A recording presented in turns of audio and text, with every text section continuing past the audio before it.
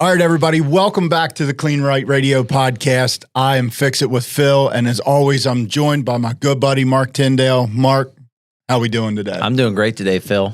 Thank you for asking. I love hearing that. We are back, ready to jump into the brand new series called The Operator Mindset. The series theme is helping owner-operators escape the good enough and I'll do it myself rut by implementing systems, leveraging outside services, and building sustainable operational routines that drive growth. I love this topic, Phil, that you came up with. It is really what a lot of operators just want to listen to, on their drive to work, and it's going to flow real easy because we deal with it every day personally, so we can talk about this forever.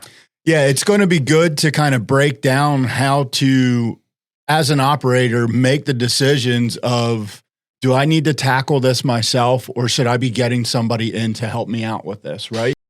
Yeah. And, so for the guy that, has a day job and loves working on stuff, this probably isn't for him. Like literally enjoys fixing old, broken down stuff. The kind of guy that has a 30-year-old mower instead of buying a $400 mower, he just keeps fixing. It's really not for that guy.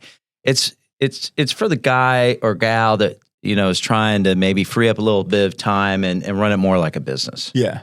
I think that for that guy that loves working on stuff, though, this can kind of hit home for him a little bit as well, because we need to help everybody understand that the do-it-all dilemma of being a jack of all trades doesn't always make you more money. Or more efficient, for sure. Right? Yeah.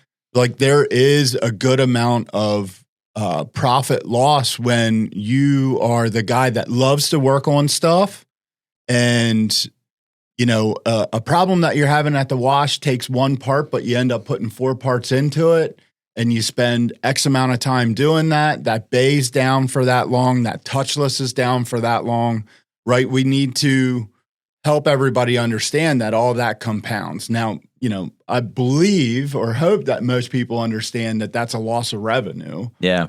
Right. So I'll give you a good example. I see it all the time on the chat rooms, people asking, hey, is this the right part? Should I buy this? How do I do this? And sometimes those chat rooms go on for, I've seen them go on for 10 or 15 days and they get 25 different opinions and they could have had it fixed if maybe they just hired a distributor or an electrician or a plumber or somebody. And, that's downtime. Yes. Or a time where that function wasn't working. And it's not okay to have a piece of tape on that function just because, you're trying to do it on the cheap. You're doing it on the cheap, or you're the guy that, or, the person out there that's like, I can figure this out. You can figure it out, but you have to figure out as well as how much is that costing you and what is that doing to the customer interactions? What's that doing to, your customers believing in your site?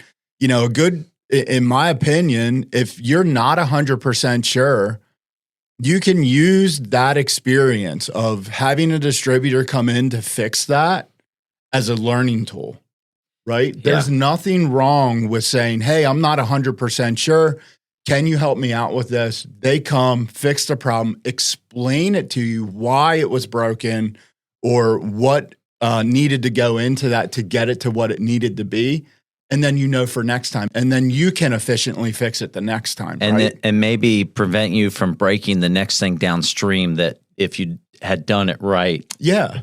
Yeah. I mean, if you interact with a service person, a distributor or a plumber or an manufacturer or anybody. Yeah, anybody, right? When you interact with those people, asking questions can get you a lot more information and understanding of how your equipment works, how to diagnose it the next time, and really what to look at in a sense of what to have on the shelf as spare parts. And there's no doubt for most people who are mechanical, suffering through the learning process yourself is a great learning experience. Mm-hmm. We're just trying to help people save a little bit of time, personal time and energy. And sometimes it is not cheaper to do it all yourself. Mm-mm. You have to value your time, your family's time, and your customer's time. Yes. The easy button has to be pushed for your customer. Mm-hmm. And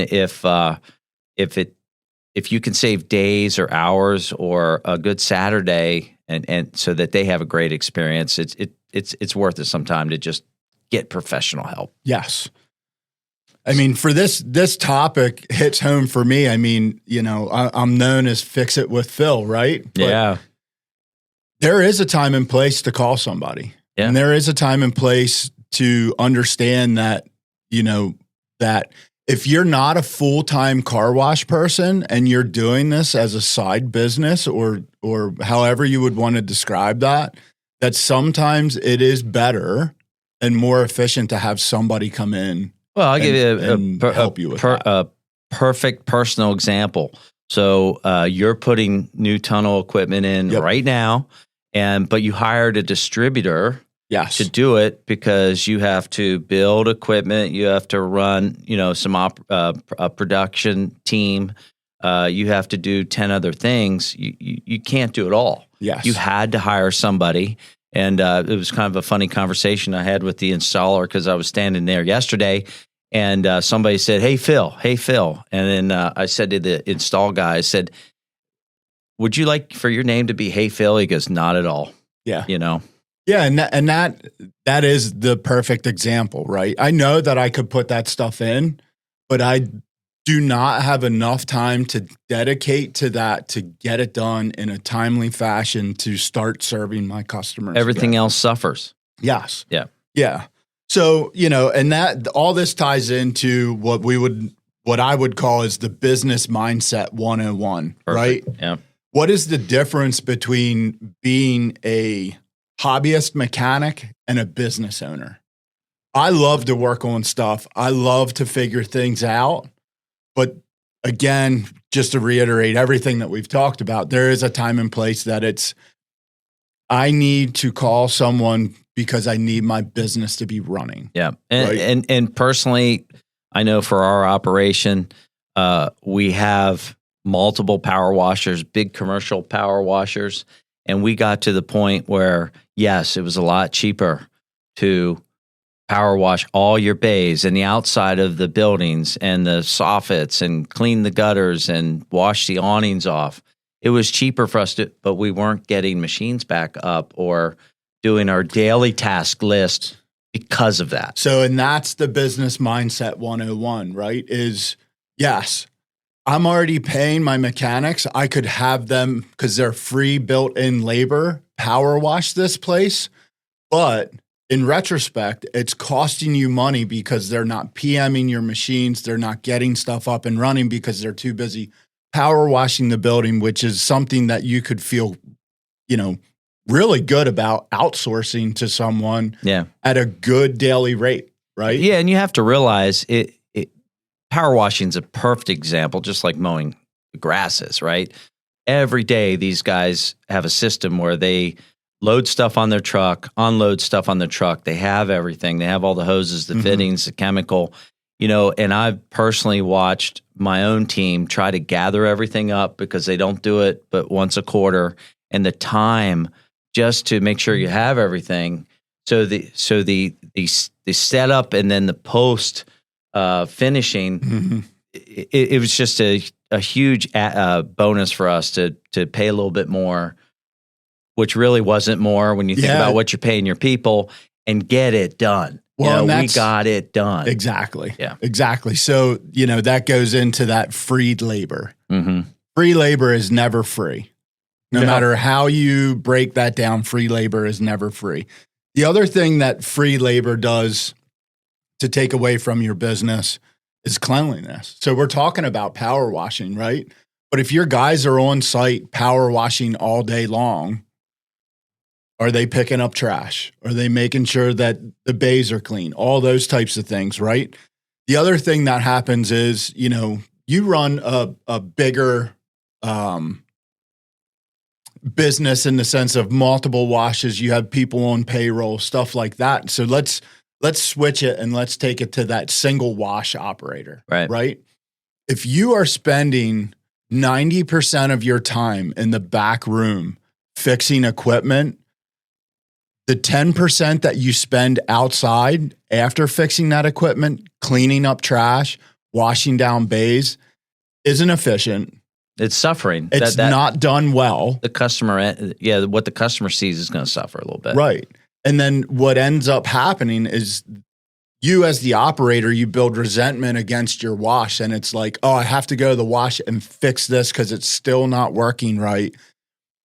That trends over into the way that your site is presented. And the biggest thing that it does is when you actually interact with your customers, it's not a good, friendly interaction. Because in your mind, it's, I have to get this done so that I can clean up, so that I can get out of here. Yeah, and if you're doing your normal tasks, going home for dinner at 6 and then going back with your 13-year-old nephew till midnight, you know, we see that all the time in these small family, privately held car washes. So I love the note that you have here, diagnosing the dread. How does a small operator who's kind of listening to what we're saying, he's maybe sold on it, how does he decide or how does he diagnose I'm that guy? Like is it self-realization? Does he just ask other operators? What do you think? I think it's a little bit of both. I think you can look in the mirror and you can say to yourself, you know, how much time am I spending in the back room chasing problems? Now, you know, are you chasing the same problem constantly? In my head, that's the time right then and there is to say, all right, I need to step outside of my comfort zone and ask somebody to help me. Yeah. I need to get somebody in to help me with this. If you pull up to your site and you feel like it doesn't look good, and that is a constant thing, but you're walking past that and walking into the back room because you need to get the wax to work or something, this is the time, right? Yeah. And the biggest thing that can kind of maybe help everybody understand that is what can be considered the 3 C's. And the 3 C's are capacity, capability, and cost, right? Okay, 3 C's. You can look at any project or problem that you have at the car wash and break it down by the 3 C's. Do I have the capacity, the time available to take care of this project in an efficient and timely manner? Do I have the capability? Do I have the parts here? Do I actually know what needs to happen?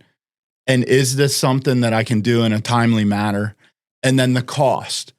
What is it going to cost you for you to spend, let's say, 4 nights working on that? Pulling the chain out of the conveyor when you can. Right. Pulling the chain out of the conveyor, trying to diagnose an IBA or a rollover, or, you know, even if it's a self-serve problem that you're not familiar with, how long is it going to take you to do that?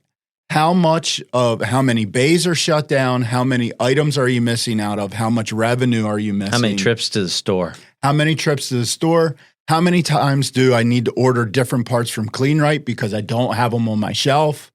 When you could say, well, if I call a distributor, they'll show up, they're going to fix it, diagnose it, fix it. I will understand the problem better for next time. And maybe I can fix it myself. And then I can fix it. Yeah, use the tools that are out there. So maybe every operator should take the 3 C's and just write them on the wall and assess before you. I used to see it all the time, the same people fixing the same thing over and over again. And sometimes you just need new stuff. Yeah. And that's part of those 3 C's, right? Yeah. It doesn't have to be the most expensive stuff, but sometimes you just need new stuff. Yeah. You know?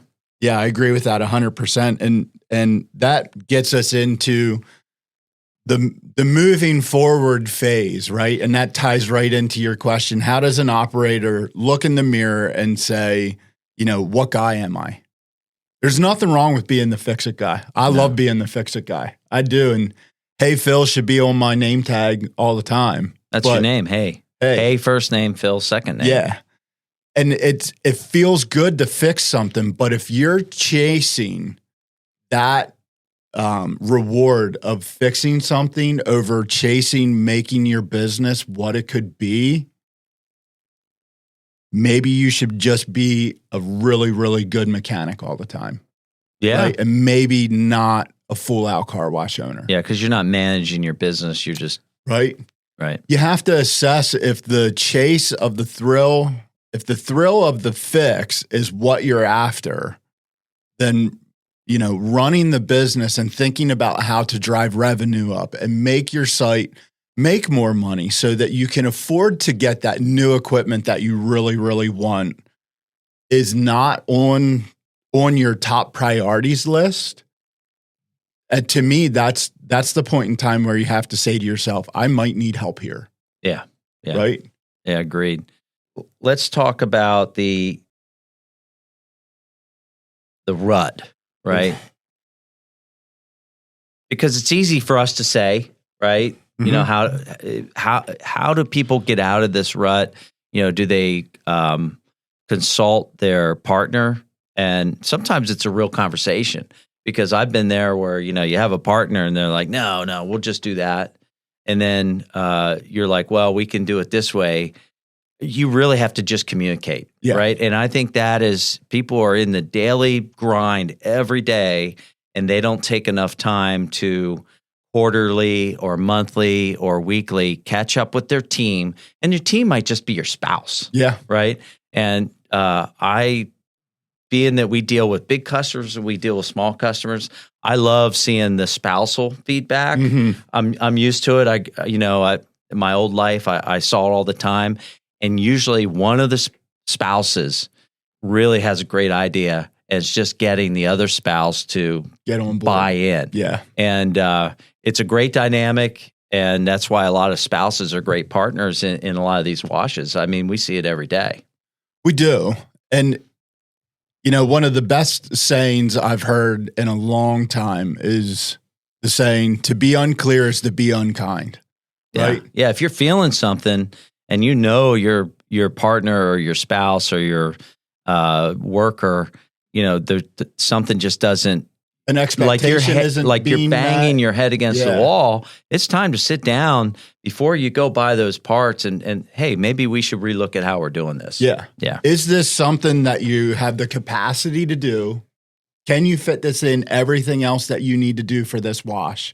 Are you capable of doing it? Yeah. And what's it going to cost us for you to do it versus having a distributor come in and take care of it? Yeah. And I know we found one wash, no big deal, right? Yeah.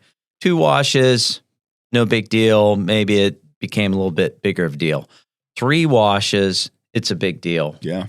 7 washes, you have to have employees. You have to have other people because you cannot do it all. No, I mean, time will not allow it. Not for it to be done the right way. The right way. Right. Yeah. So, but even that guy that has, or that gal that has the one wash, and if you're new to the industry, right, it is okay to get help. Oh, yeah, right. 100%. It is, and I think that's the biggest thing. And I understand that point of pride of, this is my wash. I fix everything here. I do everything here. I get that. Yeah. Yeah.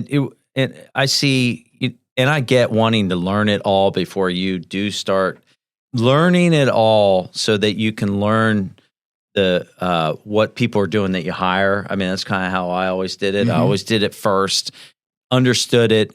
And mechanics love when they come to your house or whatever, and then you're like, well, you know, I already did this before, so I kind of get it. You know, they love when you tell them that. But I do have a funny story. I'm not going to say it because it's too long, but just happened to me last week. I was not listening to the 3 C's, right? I'm going to tell the story. So can I? Yeah, go for it. So my washer's down. My my GE washer's down. It's been down for 3 weeks. Finally, they send a part. I didn't read the box. I've switched many door switches on my washers and dryers. So I just took the door switch out of the box and put it in. And then I called the service company and said, hey, you might want to bring something else, because the door switch didn't fix it. And they're like, well, Mr. Tyndale, you just voided your home warranty because you aren't supposed to take it out of the box. Companies have these new processes.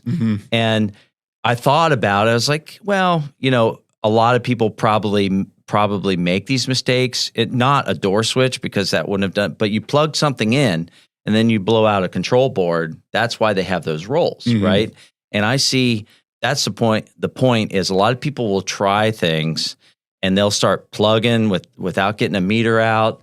And then all of a sudden, they pop a fuse in, they keep popping fuses in, and then you burn something up. Now it costs you more money. The first thing a qualified technician is going to do is they're going to stop, take a breath, assess the repair, look at, take some voltages, look at your water. I mean, we had a customer, we have a lot of customers that are always complaining about their RO filters and how they don't last. And you probably don't need a new RO system, but you probably need a new carbon filter. You probably need a pre-filter, a different, iron filter, because the water is destroying your RO membranes. But they just keep throwing RO membranes in. And then finally, when they call and ask, why am I going through RO membranes? We explain it to them. So it's really being able to look forward down the road before you start tearing stuff apart. Yeah, for sure. And that has to be, to me, that's part of the 3 C's. That's right in the cost area, right? Once you're at second, third set of RO membranes, something should be going off in your head saying, this doesn't make sense and I can't seem to figure this out. 100%. Right? 100%. So, I think that this has been like a good overview of trying to get the Operator 101 mindset down. It's a great season teaser to start. Yeah. It's not really a new season. We're just continuing these, but we are blocking them off into like segments. Series, yeah. And this next whole series is going to be topics similar to this that I think just your everyday operator is going to really want to tune in and listen to. Yeah, so guys, stay tuned for the Operator 101 series that we got going on. We're going to try to lay out the best that we can, how to make the best decisions for your business, for you, how to really look at car washing as a business and not just a hobby, how to set up PM plans, understand what it is to work with a distributor, all of those types of things. All right, that's going to wrap this episode up of the brand new Operator Mindset series. I want to thank everybody for tuning in and remind you that in the description below, there's an email address. If you have questions or comments, please send them through to the email address. And if you wouldn't mind, please like, comment, and subscribe. Obviously, that helps us with the podcast. And we also want to thank our sponsor for this series, Solve Industrial Motion Group and Iptiki Bearings. We'll actually have them on a future podcast talking about preventive maintenance and how their bearings cross over to all OEMs. And it's a great new partnership that we have with the Solve Industrial Motion Group. We're super excited about them sponsoring this series. Yeah, absolutely. So thanks, everybody, and we'll catch you on the next one. See you later.